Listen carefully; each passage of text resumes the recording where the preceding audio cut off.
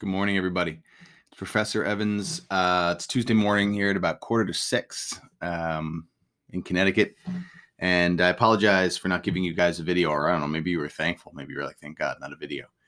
But anyhow, I wanted to give you a video to talk a little bit about the readings for this week, and then to talk about your discussion board, and then to talk to you a little bit about APA formatting, because in the next 2 weeks, you have a position paper due.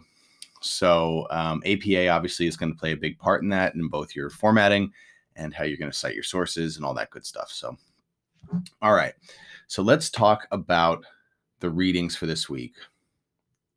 We know, we get to the correct unit first. That'd be helpful.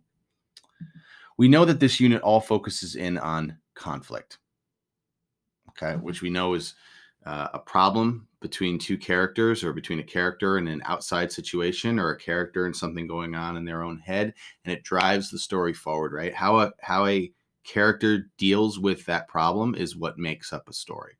And I talked about this in my post yesterday. You can look at any movie, any book, any TV show, any song, and it doesn't exist without some sort of conflict, some sort of character trying to figure something out or overcome something. And you've got some awesome readings for this week. You've got The Hanging Stranger by Philip K. Dick. Philip K. Dick wrote, as you can see here, Minority Report, Blade Runner, Man in the High Castle, which is a series on Amazon. And he also wrote, I believe, Total Recall, the Arnold Schwarzenegger movie, which I liked. Then you've got an interview here with Margaret Atwood, who wrote The Handmaid's Tale, which is now a multi-season series. And then the last one, and in my opinion, saving the best for last, Shirley Jackson's story, The Lottery. I was given this story to read by an 8th grade student during my student teaching year. So about 13 years ago now. And it was part of an anthology, and she handed me the book. And she said, Mr. Evans, I think you're really going to like this. And, I started reading through The Lottery, and I got a page in, 2 pages in. I knew nothing about it. And I was like, ugh, this story is incredibly boring. And then as I started to go through, I kind of sensed, oh, there's something going on here. Something weird. Something's off. And by the time I got to the ending, this story blew me away. The way that Shirley Jackson builds to the ending of this story, and then how she chooses to end it, is fantastic. So I'd be really interested to hear what you guys think about this. So it says here that it's just it's set the stage for popular literature such as Hunger Games and Handmaid's Tale. I would say definitely more the Hunger Games side of things, but I hope you guys really like it. It was published in the New Yorker. You can see here in 1948. And at the time that it was published, it was the most controversial text that the New Yorker had ever seen, right? People wrote in letters complaining about this thing, and it was pulled from publication, actually. People were so outraged by what they had read. Shirley Jackson has been interviewed about it, and she actually said that she sat down and she wrote this thing pretty much in one sitting, right? Open up a blank notebook page, blah, blah, blah, blah, blah, blah. I have heard that her editor, before submission, took a look at the story and told her that she had to change one line, or suggested that she change one line. And Shirley Jackson did change that one line. I will tell you what that one line is later on this week, or maybe as I respond to your discussion boards, I'll tell you what it is there too. So you're going to read those stories, and then you're going to go on down here to our discussion board. And the title of our discussion board this week is Convince Us of Your Conflict. It says in 1 to 2 paragraphs, argue which of the Unit 5 authors best portrays the conflict of man versus society, and how you might like to do some more research on The Handmaid's Tale to write more about Atwood. This is a great practice for your upcoming position paper. So you're only focusing on one conflict here. That's the only choice you have: man versus society, or character versus society. This is when a character is dealing with a large group of people who differ from them. Can be a society, can be a large group, can be a cult, can be a government, can be a neighborhood. There's a great Twilight Zone episode called The Monsters Are Due on Maple Street, which is, I think, a really cool example of character versus society. So that's part one. Part two of that discussion board is share a modern day piece of literature, which could be a news story, an article, a video, a movie, novel, etc., that supports your response and is a direct connection to the story you chose. Be sure to post the link to your modern piece of literature and explain how it connects to your chosen author or story. So this is asking you to choose another piece of literature that you think connects to the text that you focused on in that man versus society conflict. And then lastly, finish your post by asking a question of your peers. Some of you leave that part off, and I'm sure it's just because you're writing the response and you click submit, and it's the last little thing that it asked you for.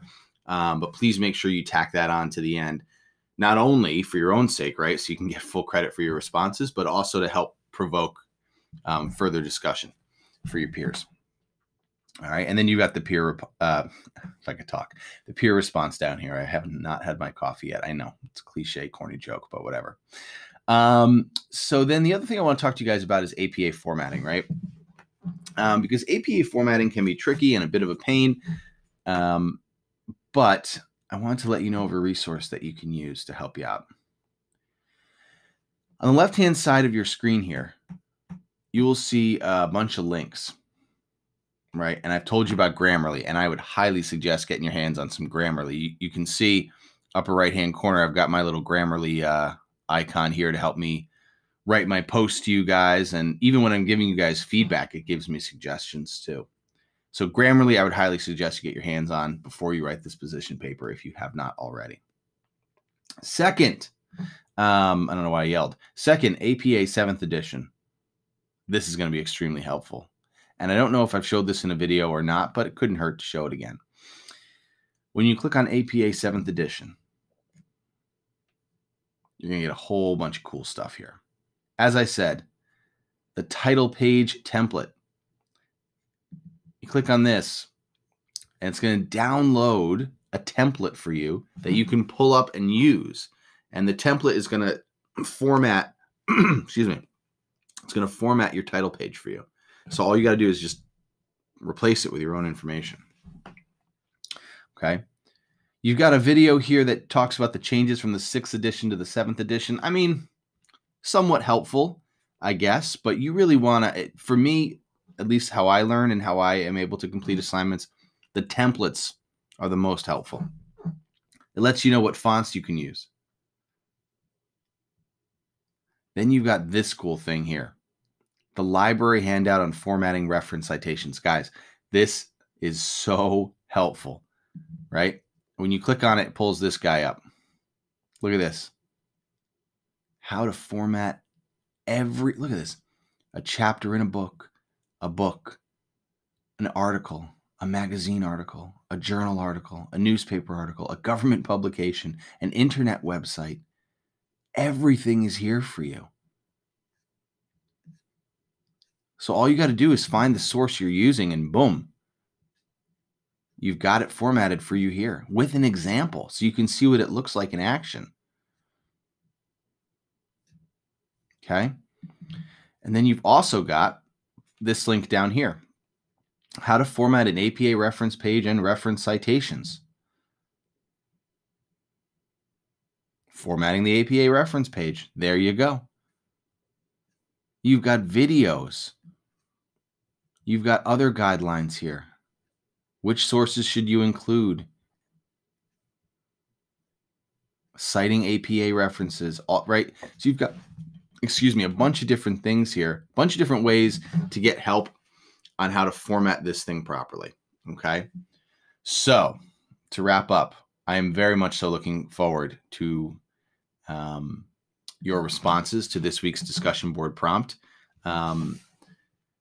And I will check in with you guys later on this week. Remember, position papers are not due till next Sunday. So you have a week and a half to finish these things.